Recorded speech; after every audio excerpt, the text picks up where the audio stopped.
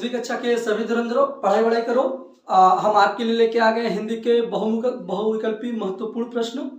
तो इसके पहले हमने अपनी 9 सीरीज आपको अपने YouTube चैनल पर दे दी है 10वीं कक्षा के, उसको जाइए देखिए। और इतना तो है कि आपका बहुविकल्पी जितने भी प्रश्न आएंगे MCQ रचनाओं से रिलेटेड 20 में से 14 से 15 नंबर एकदम मिनिमम है। 14 से 15 नंबर एकदम मिनिमम आपके एकदम कंफर्म 100 में से 100% आ सकते हैं। जितनी भी रचनाएं बताई गई हैं, जितने भी क्वेश्चन बताए गए हैं, उससे ज्यादा कुछ भी नहीं आ सकता।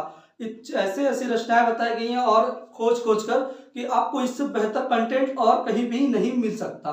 तो आज का ये हमारा 10वां सीरीज है MCQ का। ये हमारा लास्ट MCQ का सीरीज होगा और इसके बाद हम आपके लिए लेके आएंगे एक और नए कंटेंट, जिसमें हम अपना अगला डिसाइड करेंगे कि आपको क्या बेहतर लाना है। तो हम आते हैं अपने पहले प्रश्न पर। देखते हैं आज का पहला प्रश्न। पहला प्रश्न हमारा क्या है? कफन कहानी के लेखक है। तो जैसा कि यहाँ पर बता दिया गया है कि कफन क्या है, विधा तो पहले बता दी गई कि विधा क्या है, कहानी है। विधा कौन सी है? कहानी है। पहला ऑप्शन जयशंकर प्रसाद, दूसरा प्रेमचंद्र, तीसरा सदल मिश्र और चौथा अज्ञे।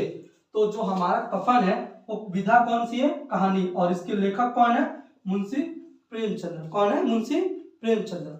अब आते हैं अपने दूसरे प्रश्न की तरफ। ठलुआ क्लब के रचनाकार है। देखिए, जैसा कि पेपर में बहुत बार पूछा जाता है कि ठलुआ क्लब के रचनाकार कौन है। पहला ऑप्शन है गुलाब राय, दूसरा ऑप्शन है रामवृक्ष बेनीपुरी, तीसरा ऑप्शन है सदल मिश्र और चौथा ऑप्शन है मोहन राकेश। तो जो ठलुआ क्लब के रचनाकार है वो कौन है? गुलाब राय। कौन है? गुलाब राय। आते हैं अपने तीसरे प्रश्न पर। धूप के धान के लेखक है।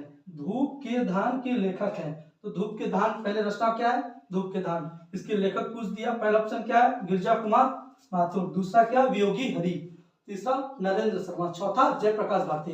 तो जो धूप के धान के लेखक है वो कौन है? गिरिजा कुमार माथुर। अब आते हैं चौथे प्रश्न पर। पद के साथी कौन सी विधा है? पहला रेखा चित्र, दूसरा संस्मरण, तीसरा रिपोर्ट कार्ड और चौथा एकांकी। तो देखिए, पद के साथी जो है, देखिए ये तीनों ऑप्शन एक जैसे एकदम सेम है। पता है क्यों? क्योंकि बच्चे जो है कंफ्यूज कर जाए, रेखा चित्र को पहले रख देता है। क्यों? क्योंकि बच्चे सोचते कि नहीं रेखा चित्र है, ऐसी कोई बात नहीं है। पद के साथी जो है कौन सी विधा है? संस्मरण। याद रखिएगा, ये पेपर का बहुत मोस्ट इंपॉर्टेंट क्वेश्चन है कि पद के साथी कौन सी विधा है। विधा बहुत ज्यादा पूछता है पद के साथी में। तो पद का साथी जो विधा है वो क्या है? संस्मरण। इसके लेखक कौन है? इसके लेखक है महादेवी वर्मा। इसके लेखक कौन है?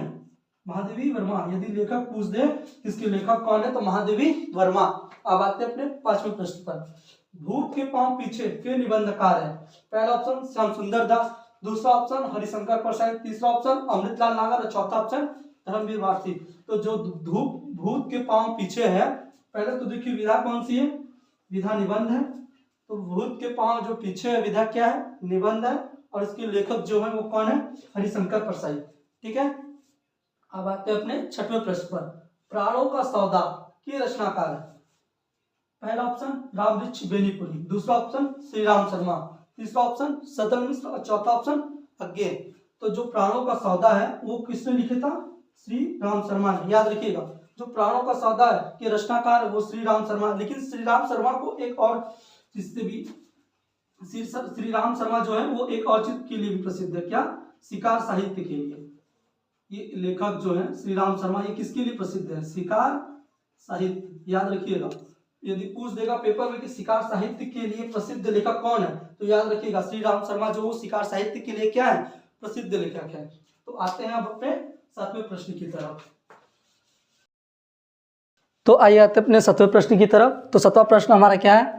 पृथ्वीराज की आंखें कौन सी विधा है? पहला ऑप्शन है एकांकी, दूसरा ऑप्शन है रेखा चित्र, तीसरा ऑप्शन है रिपोर्टाज और चौथा है संस्मरण।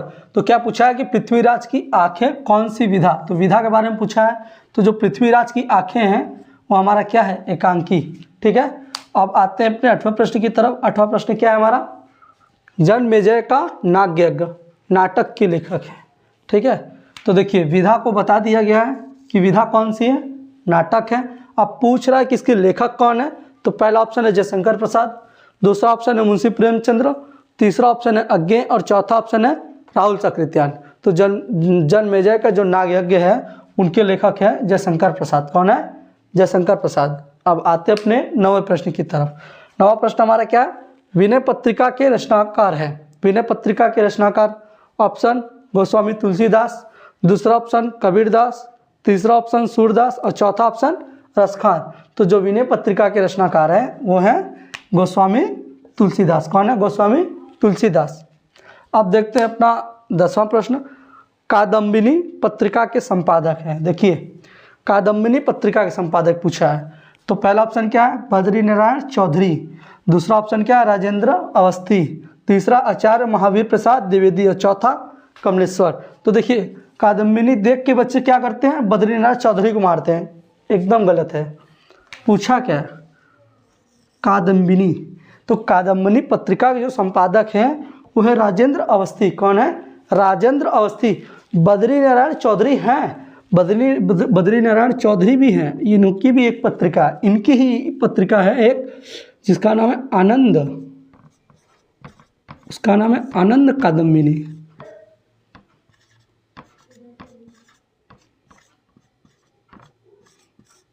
देखिए उन्होंने कौन सी पत्रिका लिखी थी? आनंद कादम्बिनी। और ये कौन सी पत्रिका है? कादम्बिनी। और उन्होंने जो पत्रिका लिखी थी अपनी आनंद कादम्बिनी, वो कौन से युग में लिखी गई थी? अरे वो लिखी गई थी भारतेंदु युग। कौन से युग में? इस पत्रिका का जो संपादन हुआ था वो भारतेंदु युग में हुआ था। और ये जो कादम्बिनी है,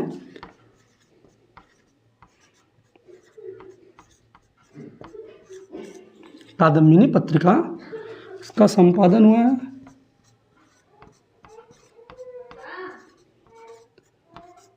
छायावादोत्तर युग में। किस युग में? छायावादोत्तर युग में। अब आते हैं आचार्य महावीर प्रसाद द्विवेदी। तो इनकी बहुत ही एक प्रसिद्ध पत्रिका है, उसका क्या नाम है? सरस्वती। क्या नाम है? सरस्वती। कौन सी पत्रिका? सरस्वती। अब इसका युग पूछता है, तो ये किस युग में है? तो इनके नाम के युग पे है द्विवेदी युग। कौन सा युग? कौन सा युग? द्विवेदी युग। अब हाँ, ये कमलेश्वर, इनकी भी एक पत्रिका है जो बहुत प्रसिद्ध है, उसका नाम है गंगा। क्या नाम है उस पत्रिका का? गंगा। और वो पत्रिका किस युग में प्रकाशित हुई? तो वो भी छायावादोत्तर युग में। किस युग में? छायावादोत्तर युग। ठीक।